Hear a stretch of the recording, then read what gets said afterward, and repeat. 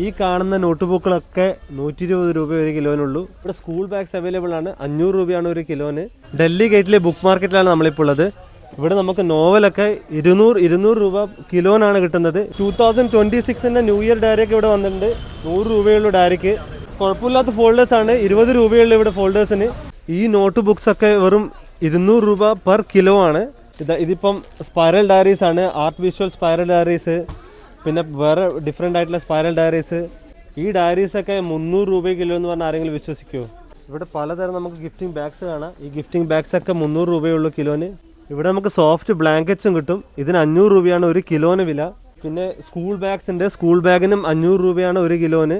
പലതരം school bags ഉണ്ട്.